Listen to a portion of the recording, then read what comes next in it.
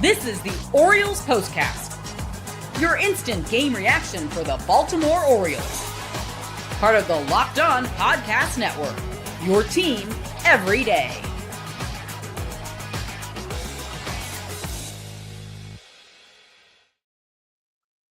Could it get any worse?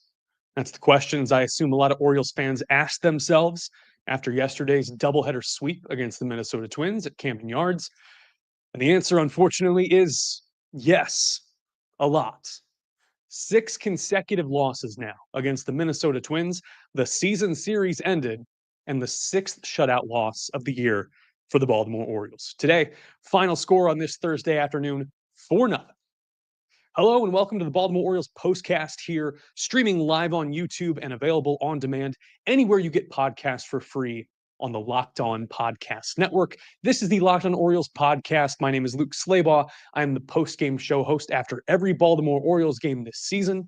And as a reminder, Connor Newcomb is here normally 5 days a week with the regular show that you've come to know and love over the years. Got word today that my man is down with the coronavirus and the symptoms have hit him pretty hard. I'm told that's what happens sometimes when you visit Annapolis. We wish him well. Hope he feels better. Not a lot of good stuff to talk about today, obviously. This is the worst streak against the Minnesota Twins for the Orioles since they lost 16 straight from March 2018 to May 2021. Takeaway for this is a low. This is what you'll be talking about. This stinks. And another shutout loss just cements that even further, buries the Orioles in a hole that at this point seems insurmountable. 12 games under 500 for the first time since the end of the 2021 campaign. At the time, manager Brandon Hyde and the Orioles were knees deep in a rebuild, trying to construct this roster and tank almost, gut this team so that it could compete. And it seems that that window of 2023 and 2024 is starting to close shut. Entering today, FanGraphs had Baltimore with a 5% chance to reach the postseason. I imagine now mired in yet another losing streak that number will continue to decrease. The Twins, despite what you want to say, their last, 6 of their last several wins have come against the Orioles, but they were 16-5 the last 3 weeks heading into this game. Now, tack on a 17th win. Bullpen ERA during their then 10-game win streak, now 11, the 0.96 ERA. So 11 consecutive wins for the Twins. It's bad luck partially for the Orioles to be running into this team. Right-hander Chris Paddack also coming off one of the best outings of his career. He pitched well into the 6th inning against San Francisco, holding a perfect game, which was eventually broken up last week. But he sliced and diced these hitters primarily with his changeup. 6 whiffs on the change and 3 strikeouts via that pitch. Team that's barking for the most change, the fan base that feels like their team is most resistant to change, none other than our Baltimore Orioles. Brandon Hyde was asked before the game, the Orioles manager, what metrics he is using specifically to hone in on these hitters. And he responded, looking mostly at competitive at-bats. Now, you can interpret that as a neat-headed response if you want, but nothing's changing that there were non-competitive bats to the end, and particularly against this bullpen, now having gone 23 and 2 innings pitched against the Orioles this season with no runs allowed. Against Paddack, the O's were showing up late on low 90s fastballs, and they were paralyzed by the off-speed pitches. Paddack, for his part, goes 7 innings, no earned runs, 3 hits, 3 strikeouts, and just 1 walk. Trying to extract anything good we can as we kind of run through this Orioles postcast. Ryan Mountcastle has hit safely in 10 consecutive games now and 17 games safely in a row against the Minnesota Twins. That actually breaks the record by an Orioles hitter that was set by Miguel Tejada. Silver lining, I guess. It was actually one of the game-changing moments in the game where the Orioles could have added a runner in scoring position. With 1 out, Ryan Mountcastle hits a double off the right field wall. Cody Clemens, who has moved there from first to second and then right field, throws out Mountcastle, rounding second, kind of misplayed the ball off the wall, throws out Mountie as he tries to slide in headfirst into third base. At the time, Minnesota had been going through a lot of defensive shifts. Byron Buxton had been lifted an inning after Carlos Correa was pulled from the game. They had collided on a pop out by Cedric Mullins. Kind of their heads clipped each other a little bit, but it was mostly the brute force of Byron Buxton's body ramming into Carlos Correa's shoulder and them both tumbling and falling over, both with extensive injury history. And that led to about a 7-minute delay on the field. A lot of defensive alignments. So Cody Clemens changed positions 3 times in this game and was able to throw the dagger against Ryan Mountcastle there as he was rounding going to third base. Trying to look for anything here. And Cedric Mullins had a pretty good diving catch there in the second inning against Brooks Lee, part of a 9-pitch at bat in that second frame against right-hander Tomoyuki Sugano. Kind of sprayed into right center field. Mullins had been shading left against Lee, came in, nice little backhand diving catch, 25% catch probability. And that was about all of it as the O's fall 4-0 to the Minnesota Twins and are swept at Camden Yards. We mentioned Tomoyuki Sugano. We'll dive into his outing a little bit coming up and where we go from here. The Nats coming to town, and what all we can expect from the Orioles just coming up right after the end of this break. Stick with us.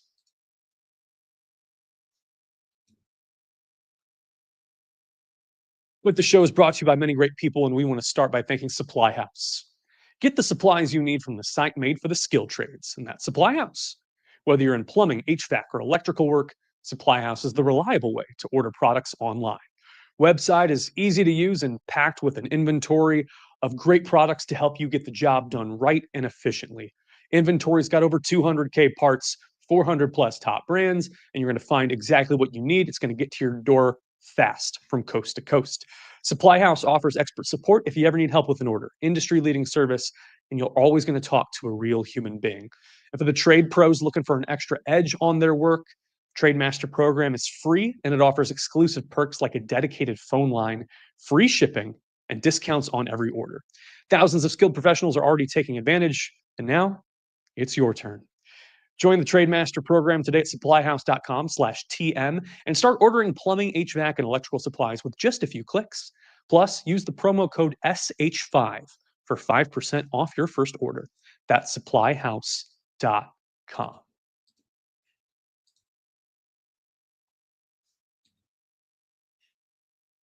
I know we're hitting the airwaves a little bit early today, but if you're watching here on the replay or listening on the replay on your podcast feed, thank you for joining us again on the Locked On Orioles postcast. We're talking about the Orioles losing 4-0 to the Minnesota Twins here on this Thursday.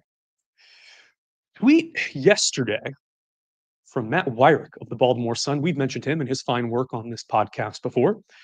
Says the Orioles have lost 53 consecutive games in which they've trailed by 4+ runs at any point, including an 0-17 record this season. They haven't completed a comeback of 4+ runs since April 10th, 2024, that game against Boston. Make that 0-18 and 54 consecutive games in which they have trailed by 4+ runs, which leads me to believe this might be a culture thing. That it might be a message growing tired or dull or stale. Or perhaps the wrong people were extracted from the organization, be it Freddie Gonzalez, hitting instructors, things of that nature.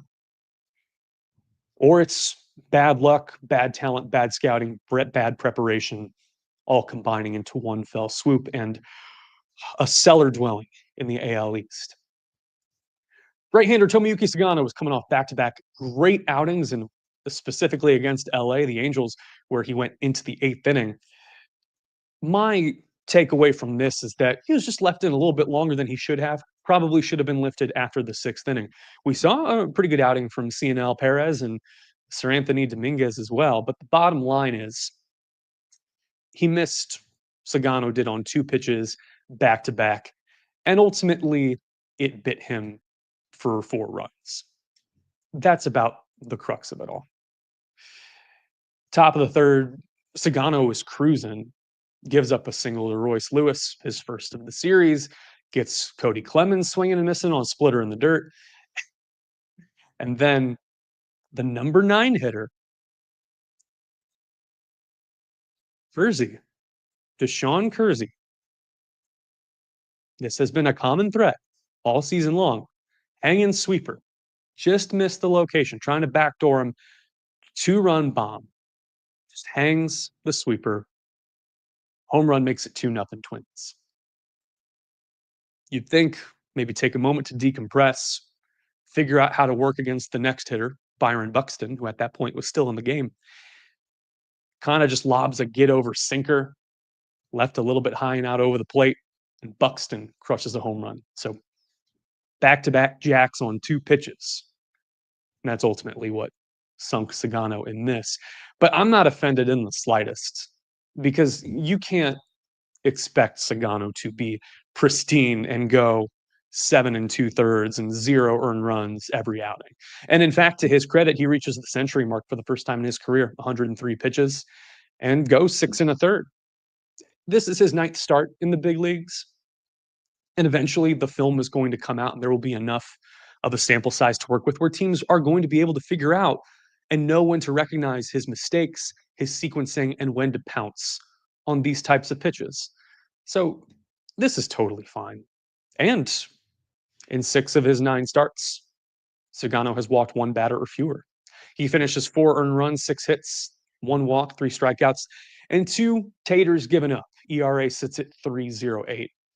But given the way that Sugano has been trending and the way he's endeared himself to fans, the way he's come off as a team player and a mentor, coming into this outing with a 0.77 whip, walks and hits per innings pitched over his last 5 starts, they deserve to give him a better effort behind him. This is not on him, and there's no way to pinpoint it on him. Again, can't win a game if you don't score a run.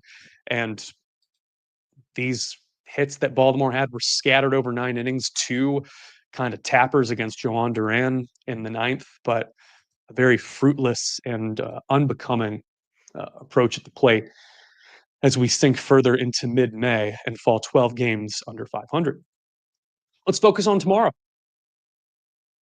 Washington Nationals coming to town for a rivalry weekend and a battle of the Beltways. Left-hander Cade Povich, been a while since we've seen him. Of course, the doubleheader and the rainout kind of skipping his turn in the rotation. So far, 1-3 on the season with a 5.55 ERA, and he goes up against a familiar opponent and left-hander Mackenzie Gore. As you'll recall, this is a rematch of April 24th, in which the O's avoided a sweep of the Nats down in Navy Yard. It was a 2-1 win with Cade's hands-down best outing of the season, 6 2/3 with 1 run allowed. Of course, the Orioles at that time were descending as well on a losing streak, and Cade Povich made great use of his sweeper, and the O's avoided the sweep at the hands of the Nats. Gore had a quality start in that game, 2 earned runs over 6 innings pitched, and so far this season, he's been pretty consistent. 2-4 with a 3.59 ERA. That is a 7:05 first pitch on Masson or Masson Plus. I imagine Masson 2 as well. Depends on whether or not you want to hear Bob Carpenter or Kevin Brown. We've got a couple more minutes as we go through the chats here live on YouTube. Again, this is the Orioles Postcast. I want to thank you so much for listening live and watching live. Of course, this is always available on replay. Go ahead and give a shout out, thumbs up, 5 stars, reviews, comments, anything. I have to go through all these comments right now with mildly infuriated Orioles fans. And Tuck presents a common theme here on YouTube, says, wait, I just realized maybe this is all Luke's fault. Could be, but how is someone not at the ballpark influencing this? Not sure. AJ is a Marlins fan, it looks like. He says, thanks to Mike Elias, Baltimore Orioles et al. For Kyle Stowers and Connor Noe. They, of course, just beat the Cubs last night down in Wrigley Field, 3-1. And Kyle Stowers would be leading Orioles hitters in home runs right now. I'm not trying to rub salt into the wound at all, but 10 home runs on the season, having a really great stretch so far this year. All right. We're going to wrap things up here, as the common thread seems to be that the O's offense, which had been feast or famine for a little bit, had put up superior power numbers in the American League, is now dry. And I don't know how to put this. Just parched. They're thirsting for runs. And this is a low, as the O's now fall to 12 games under 500. Final score, Minnesota 4, Baltimore 0. Want to thank you so much for tuning in here live on YouTube, watching on YouTube, and listening wherever you get your podcasts for free on demand on the Locked On Podcast Network. O's and Nats tomorrow night. Hope to see you right afterwards, right here. Thank you. Good night. Be safe, and I'll see you tomorrow. Get well soon, Connor.